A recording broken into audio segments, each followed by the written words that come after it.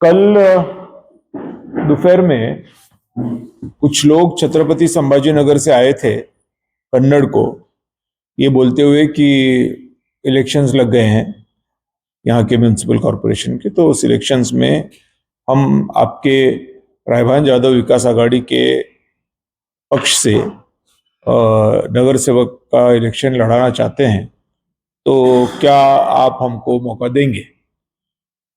तो काफी चर्चा हुई कि शहर में जो भी कुछ हुआ है, शहर के अलग अलग हिस्सों में जो तोड़फोड़ हुई है, या शहर की जो वातावरण न केवल आर्थिक दिवालिया है मगर उम्मीदों की भी एक तरह से दिवालियापन का ही एक मौसम चल रहा है। तो उसमें कुछ अच्छा काम किया जा सकता है क्या, तो स्वरूप में फिर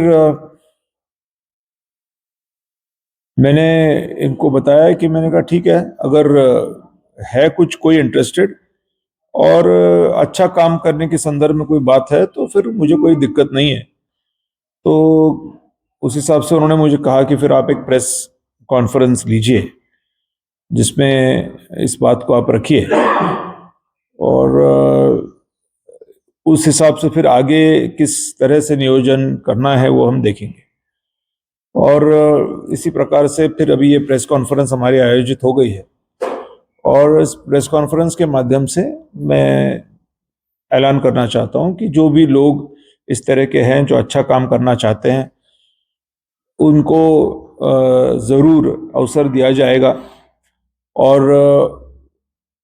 हमारा जल्द ही यहाँ पे एक कार्यालय बनाने के संदर्भ में भी हमारी बात चल रही है, और आने वाले समय में शायद ये कार्यालय भी खुल जाए। अब सवाल ये है कि क्या मुद्दे होंगे, तो सीधे साधे एक 5-6 मुद्दे हैं। इसमें पहला मुद्दा तो ये है कि जो भी लीगल हो या इलीगल कंस्ट्रक्शन हो, जिसको तोड़े जाने की जो बात चल रही थी, जिसमें अभी ब्रेक लगा हुआ है, तो उसको आगे आने वाले समय में लॉफुल तरीके से ही, अनलॉफुल तरीके से नहीं, कानून को निभाते हुए ही जो भी करना है वो करने की हम कार्रवाई करेंगे। साथ में दूसरी बात, जो भी लोगों से टैक्स लिया जाता है, तो जब तक सर्विसेज नहीं देती है म्युनिसिपल कॉरपोरेशन तो टैक्स किस बात का। ये एक महाराष्ट्र म्युनिसिपल कॉरपोरेशन अधिनियम में काफी स्पष्ट रूप से कहा गया है, उसका भी अनुपालन हम करेंगे। तीसरी इंपॉर्टेंट बात यह है कि जहां पर भी अभी तक तोड़ा गया है कंस्ट्रक्शन, वहां पे महाराष्ट्र लैंड रेवेन्यू एक्ट के लैंड एक्विजिशन और अदर एक्ट्स में जो 300A ये जो कलम है उसके हिसाब से उनको हम कैश मुआवजा भी देंगे। चौथी इंपॉर्टेंट बात जो हमने रखी है वो ये रखी है कि जो भी लोग आज इस तरह से कैश मुआवजा के बजाय जो पेंडिंग टैक्स है, वो पेंडिंग टैक्स में कटौती करके वो टैक्स मुआवजा को रिप्लेस करना चाहते हैं, हम उनको भी वो अवसर जरूर प्रदान करेंगे। ये नहीं है कि इतना टैक्स लगा हुआ है और वो टैक्स भरा नहीं है वगैरह वगैरह।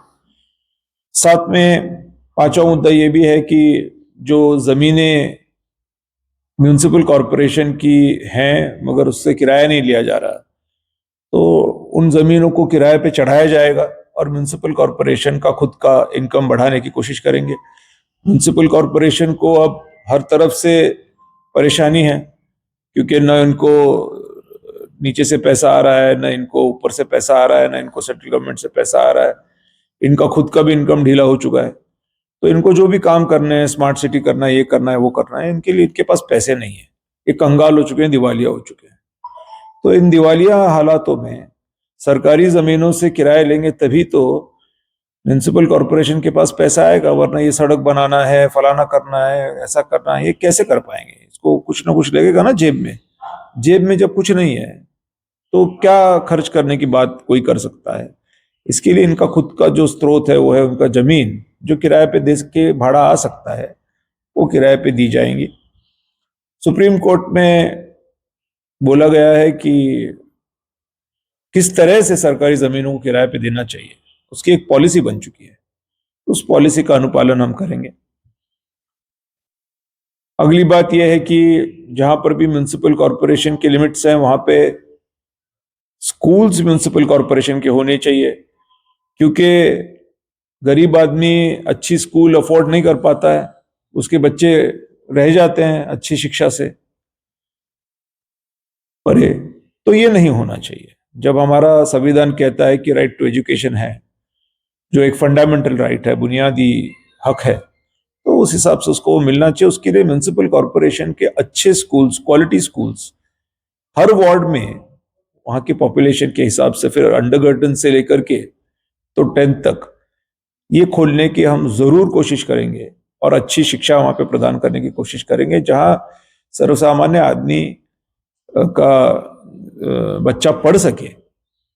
साथ में ही हर वार्ड में एक अच्छा हेल्थ केयर सिस्टम, जिसमें खास तौर पे महिलाओं की हेल्थ केयर के बारे में काम होना चाहिए। अभी घाटी के हम हाल देख रहे हैं कि 2 घाटी बनी है लेकिन कहीं पर भी कोई सुविधा नहीं है। अभी जो भी एक नया बना है वहां पर भी कितनी सुविधा होगी हम नहीं जानते हैं, क्योंकि आरोग्य सेवा में भर्ती करने के लिए सरकार के पैसे नहीं है। ये मैं 50 बार बोल चुका हूं कि हम लोग दिवालिया हो चुके हैं। तो दिवालिया सिचुएशन में हम लोग नौकर भर्ती नहीं कर पाते हैं, इसीलिए ये सब इश्यूज क्रिएट हो जाते हैं। ना हम स्कूल चला पा रहे हैं, ना हम हॉस्पिटल चला पा रहे हैं। जितनी पॉपुलेशन ग्रोथ हो रही है उसके हिसाब से हमारे पास इस्टेब्लिशमेंट नहीं है, हमारे पास इंफ्रास्ट्रक्चर नहीं है, ना हमारे पास सड़कें हैं, ना हमारे पास हेल्थ केयर है, ना हमारे पास एजुकेशन है, ना हमारे पास सुरक्षा है। मैंने 50 बार बोला है कि देश की सुरक्षा तक अब परमानेंट नहीं है, टेम्पररी है। जिस देश की सुरक्षा टेम्पररी हो, देश सुरक्षित कैसे हो सकता है? तो अब देश की बात नहीं चल रही है। अभी हम यहाँ के लोकल इलेक्शंस में यहाँ के लोकल सिचुएशन को क्या सुधार पाएंगे, हम उसकी बात अभी कर रहे हैं। तो अब इस समय इस बात को रखते हुए ये भी हमको देखना पड़ेगा कि जो दिवालिया सिचुएशन चल रही है वो किस वजह से चल रही है, क्या वजह है इसकी। क्योंकि डॉक्टर अंबेडकर ने किसी जमाने में कहा था, वो इंटरव्यू आज भी है, कि लोकशाही तभी अच्छी है जब वो अच्छे लोगों को चुन के दे पाए। मगर भारत के हालात उस समय भी ऐसे ही थे और शायद इस समय भी ऐसी हो, ऐसा मुझे लगता है कभी कभी, कि यहां पे किसी बढ़िया नामांकित पार्टी ने आपको टिकट दे दिया तो बस आपका कल्याण हो गया। उस समय डॉक्टर अंबेडकर ने कहा था कि अगर बैल ये निशानी हो और एक अच्छी पॉलिटिकल पार्टी बैल ये निशानी पे किसी को खड़ा कर दे, तो लोग ये नहीं देखेंगे कि ये बैल की निशानी पे क्या कोई गधा खड़ा है या कोई सुअर खड़ा है, वो ये देखेंगे कि ये बैल की निशानी पे खड़ा है। ये प्रॉब्लम है। ये अंबेडकर जी ने खुद कहा, उनका इंटरव्यू बीबीसी पे है, मेरे पास आज भी उपलब्ध है। तो कौन से नेता चुन के जाते हैं हमारे सिस्टम में से, इसकी बड़ी अहमियत है। क्योंकि अगर समझदार लोग नहीं गए तो क्या होता है, ये हम देख चुके हैं कि हमारी मिलिट्री टेम्पररी हो जाती है और हमारे लाल किले पे, जहां पे हमारा प्राइम मिनिस्टर भाषण करता है 15 अगस्त को, उसके सामने बम फूटते हैं और हिंदू मुसलमान मरते हैं। ये बकवास चल रहा है जो भी चल रहा है सिस्टम। इसको अगर आपको ठीक करना है तो आपको अच्छे लोग भेजने की जरूरत है। और वो अच्छे लोग कौन होंगे? वो कोई चाइना से, अमेरिका से नहीं आने वाले, हमारे में से ही किसी को भेजना पड़ेगा, क्योंकि जो जा रहे हैं वो ठीक काम नहीं कर रहे हैं। ये बुनियादी मामला है। क्यों? क्योंकि आज दिवालिया होने का यही कारण है। और दिवालिया नहीं है क्या, तो 200% दिवालिया है। महाराष्ट्र गवर्नमेंट दिवालिया है, सेंट्रल गवर्नमेंट दिवालिया है, किसी भी एजेंसी को कुछ भी नहीं दे पा रहे हैं ये लोग। आंदोलन कर रहे हैं कॉन्ट्रैक्टर, आंदोलन कर रहे हैं कर्मचारी। तो इसकी वजह यही है। कुल मिला के बात यह है कि इस म्युनिसिपल कॉरपोरेशन के इलेक्शंस को लेकर के इस बात को हमको अमल में लाने की जरूरत है कि हमको अच्छे लोग भेजने चाहिए, तभी जाकर के जो म्युनिसिपल कॉर्पोरेशंस के स्कूल्स हैं उसमें हम स्कूल के टीचर भर्ती कर पाएंगे। क्या हमारे पास लोग नहीं है कि हम अच्छे लोग भर्ती कर पाए? है ना हमारे पास लोग, लेकिन उनको पगार देने के लिए हमारे पास पैसा नहीं है, इसलिए वो नहीं कर, हम एम्प्लॉय नहीं कर पा रहे हैं। तो हमारे पास काफी लोग हैं।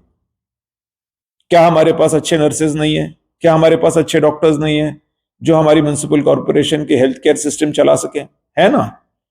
लेकिन हम क्या उनको जॉब्स दे सकते हैं? क्या नहीं, क्योंकि हमारे पास पैसा नहीं है। क्योंकि गधे और सुअर ये बैल निशानी पे चुल के आए हुए हैं।